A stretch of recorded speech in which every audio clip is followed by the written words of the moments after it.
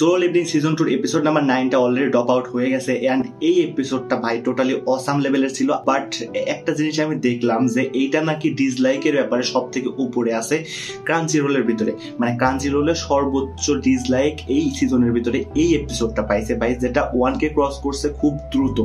And 1K dislike মানে একটা huge amount. But বিষয়টা হলো কি যে এই এপিসোডটা I think one of the greatest episode of season 2 and season 2 ভিতরে এই এপিসোডটা যদি এত বেশি ডিসলাইক পাই এটা সত্যই একটা ডিসরেসপেক্টফুল মনে হয়, কারণ এই এপিসোডটা অন্তত এমন রেটিং পাওয়ার কথা ছিল না। এন্ড আমার মতামতটা আপনাদের সাথে শেয়ার করলাম, এখন আপনাদের মতামতটা অবশ্যই কমেন্ট সেকশনে জানাবেন। সো সোলো লিভিং এপিসোড 9 আমরা দেখতে পারি যে ব্যারেনকে হারানোর পরে সে মোনার্ক ব্লাড টাইপ এমন কিছু পেয়ে যায় এবং যেটা তার লাস্ট উপাদান ছিল এলিক্সার অফ লাইফ, ওই পোশনটা বানানোর জন্য, যেটার মাধ্যমে সে তার মাকে হিল করতে পারবে এবং এটা যে কোনো ধরনের ইস্যুকে ফিক্স করতে পারে। এবং এই বিষয়টা কিন্তু খুবই একটা ইমোশনাল অ্যাটাচমেন্ট দিয়ে গেছে জিনবুকে, যে জিনিসটার জন্য সে এত বেশি হার্ড পরিশ্রম করতেছে বিকজ অফ তার মাকে সে সুস্থ করতে চায়। এবং সর্বপ্রথমে যে দেখছিল সে যে এই জিনিসটা যে কোনো ধরনের ইনজুরি বা যে কোনো ধরনের সিমটমকে, যেটা অসুস্থতা বলতে পারি আমরা, সেই ধরনের যে কোনো কিছুকে এই পোর্শনটা ইজিলি সলভ করে দিতে পারে। অ্যান্ড দ্যাটস ওয়াই জিনবু কিন্তু এতটা কষ্ট করতেছিল তার মাকে হিল করার জন্য এবং এলিক্সার অফ লাইফ এই পোর্শনটা বানানোর জন্য। আর এই পোর্শনটার জন্যই কিন্তু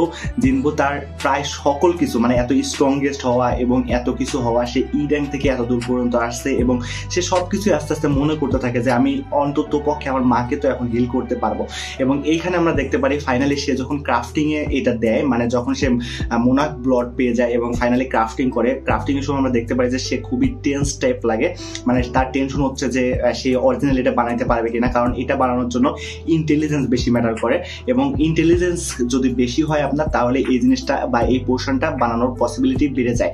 তো এইখানে আমরা দেখতে পারি ফাইনালি জিনবু ক্রাফটিং এ দেয় এবং ক্রাফটিং কমপ্লিটও হয়ে যায় এবং সে এই জিনিসটা ব্যবহার করার জন্য অতি উদ্বিগ্ন হয়ে যায়, কারণ সে তার মাকে দেখতে চায় অতি দ্রুত সুস্থ হইতে এবং সে যাতে ইন্টারনাল চেম্বার থেকে বেরিয়ে আসে সেই জিনিসটার জন্য। এখন এইখানে একটা বিষয় হলো কি যে এইখানে কিন্তু অ্যাসেলও ছিল এবং সেও কিন্তু অনেক বিষয়ে কথা বলতেছিল এবং ফাইনালি দেখতে পারি আমরা ওইখানে আয়রন কাইসেলিনের যে বডিটা, সেই বডিটা নিয়ে আসে এবং ফাইনালি জিনবু তাকে অ্যারাইজ করে এবং তার নাম দেয়। তার নাম ছিল অরিজিনালি কাইসেলিন এবং পরে জিনবু তার নাম দেয় কাইসেল।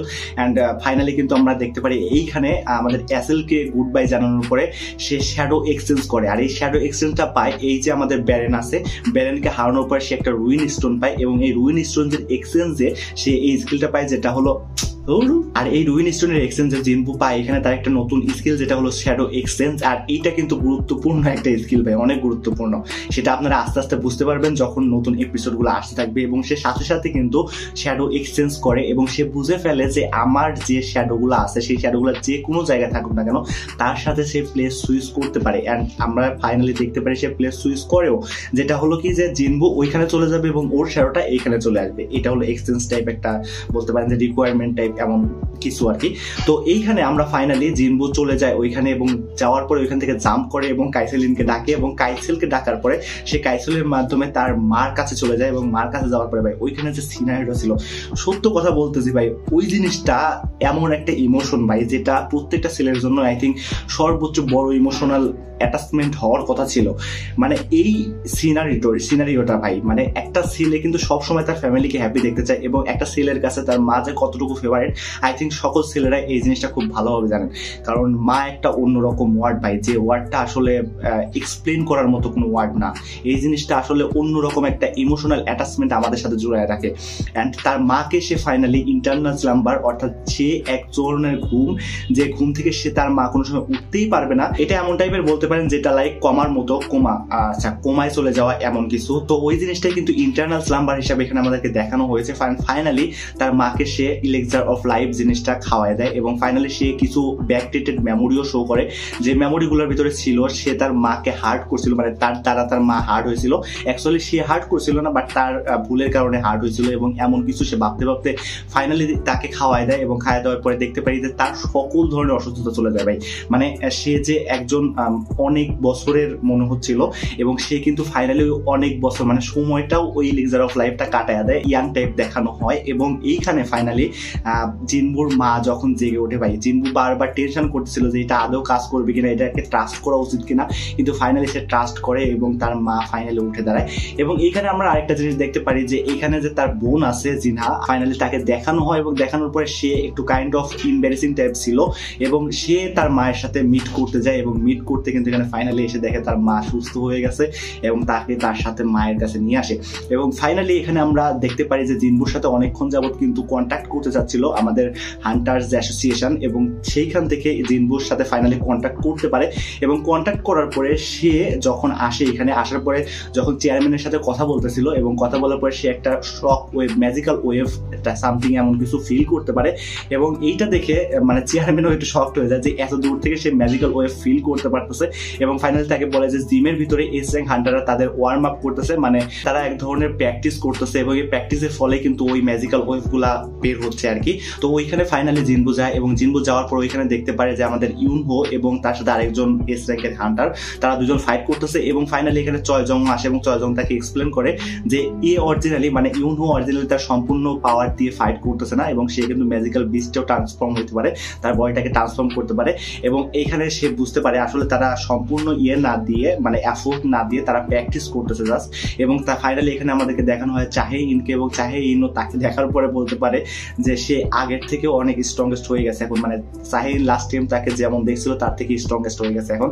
এবং ফাইনালি এখানে আমরা গোটো রিউজিকে দেখতে পারি এবং তার টিমের সাথে দেখতে পারি, যেখানে তার টিমে অনেকেই ছিল এবং তাদের ব্যাপারেও আমরা দেখতে পারি। এবং এখানে আরেকজন গিল্ড মাস্টার আসে এবং সে আসার পরে এখানে গোটো রিউজির সাথে একটু কথা বলে এবং ওইখানে অনেক কিছু কাট করে দেওয়া হয়। যে জিনিসগুলোর ভিতর ছিল যে সে মানে গোটো রিউজের যে ট্রান্সলেটর আছে সে কিন্তু বারবার বলে যে এরা হয়তো উইক, মানে কোরিয়ান হান্টার যারা আছে তারা অনেক উইক মনে হচ্ছে। এবং এখানে যখন অন্য গিল্ডের সেই গিল্ড মাস্টারটা আসে সে এসে বলে যে আমরা কোনোভাবে উইক না, কারণ তার ভাষাটা সে বুঝে ফেলে। এবং ফাইনালি ওখানে অনেক কিছু হয় ভাই, বাট বিষয়টা হলো কি যে ওইখান থেকে এই সম্পূর্ণ জিনিস কাট অফ করে দেওয়া হয়েছে এবং এইখানে কিন্তু শেষ হয়ে যায় আমাদের এই পুরো সিনারিওটা। এবং ফাইনালি এইখানে কিন্তু আমরা এর পরের এপিসোডে দেখতে পারবো যে গোটো রিউজি অরিজিনালি জিনবুর সাথে ফাইট করবে এবং জিনবুর সাথে ফাইট করার সময় জিনবু জাস্ট তার ফাইটকে অ্যাজ এ সিরিয়াসলি না নিয়ে ফান হিসাবে নেয়।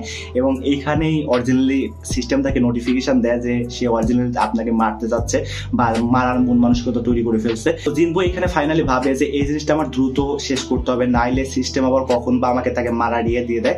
বাট এই জিনিসটা আমি করতে যাচ্ছি না, মানে তাকে মারতে যাচ্ছে না সে। তো এইখানে ফাইনালি তাদের ইয়েটা কিন্তু স্টপ করে দেয় সবাই মিলে আর কি, যারা এস র্যাঙ্ক হান্টার আছে। যখন জিনবু অল আউট যাইতে চেষ্টা করে, অল আউট তো যায় না ভাই, বিষয়টা হলো কি অল আউট না, বাট তার পাওয়ারের কিছুটা পোষণ দেখানোর চেষ্টা করে, তখনই কিন্তু সবাই এটা আটকায় দেয়। অ্যান্ড এরপরের থেকেই মানে এই এপিসোডটা থেকে কিন্তু অরিজিনালি আমাদের জেজু আইল্যান্ড আর্কটা শুরু হয়ে গেছে। অ্যান্ড জেজু আইল্যান্ড আর্কের ভিতরে ভাই অসাম লেভেলের কিছু কাহিনী আছে ভাই। মানে সাং জিনবু যখন জেজু আইল্যান্ডে ইন্টার করে, মানে সে কিন্তু ইউজুয়ালি মানা করে দেয়, কারণ তার মা ইন্টারন্যাশনাল নাম্বার থেকে উঠছে, সে একটু তার মায়ের সাথে সময় কাটাতে চায়। বাট ইন্টারনালি ভাবে মানা করে দিলেও পরে যখন দেখে যে সবাই মিলে হাঁটতেছে, সে মনে করে যে সবাই অন্তত এই জিনিসটা, এই রেঞ্জেনটা সবাই মিলে ক্লিয়ার করে দিবে, বাট সে ভুলভাবে অরিজিনালি। কিন্তু ফাইনালি সে কিন্তু তাদের সাথে একজন তার শ্যাডো পাঠায় এবং পাঠানোর পরে সে যখন ফাইনালি দেখতে পারে যে এখানে তারা সবাই মিলেও পারতেছে না, তখনই জিনবু এখানে এক্সচেঞ্জ করে তার সাথে শ্যাডো আর্মির সাথে ওইখানে চলে যায়। এবং চলে যাওয়ার পরে ওইখানে যখন চলে যায় ভাই, সিরিয়াসলি বলতেছি, ওইখানে যখন চলে যায় তখন পুরো কোরিয়ার রিয়াকশন দেখানো হয় এবং মিস্টার গোর রিয়াকশন দেওয়া হয়, অর্থাৎ যে চেয়ারম্যান, এবং তার রিয়াকশনটা এইভাবে এইরকম ছিল যে ফাইনালি সাং জিনবু চলে আসছে। ভাই আপনারা এই প্যানেলটা দেখেন, আমি মনে হয় ওভারফ্লো করতেছি, আপনাদের মনে হইতে পারে, বাট এই জিনিসটা প্যানেলটা আপনারা দেখলেই বুঝতে পারবেন জিনিসটা। এখন বিষয়টা হলো কি যে ভাই এইখান থেকে যেহেতু জেজু আইল্যান্ড ডেটটা শুরু হয়েছে অ্যান্ড অনেকগুলো এপিসোড এখনো কিন্তু বাকি আছে, মানে প্রায় 3-4টা এপিসোড, মানে 13 নম্বর এপিসোড পর্যন্ত কিন্তু আসবে। সো 13 নম্বর এপিসোড পর্যন্ত আসলে আমরা মোটামুটি 3টা এপিসোড পাচ্ছি। তো লাস্ট এপিসোডটা 1 আওয়ার লং, সো আমরা হয়তো জেজু আইল্যান্ডের ফাইটটা দেখতে পারি। অ্যান্ড আপনারা যদি চান যে জেজু আইল্যান্ডের ফাইটটা আমি বাংলায় ওইটা এক্সপ্লেন করি আপনাদের জন্য, সো অবশ্যই কমেন্ট সেকশনে জানাবেন। এবং আমি আপনাদের কমেন্টে একজনও যদি কমেন্ট করেন, একজন কিংবা দুইজনও যদি কমেন্ট করেন, তাহলে অবশ্যই আমি ভিডিওটা নিয়ে আসবো। সো এই ছিল আজকে পুরো ভিডিওটা কেমন লাগছে অবশ্যই জানাবেন। সো দেখা হচ্ছে পরবর্তী ভিডিওতে, ততক্ষণ টাটা, আল্লাহ হাফেজ গাইস।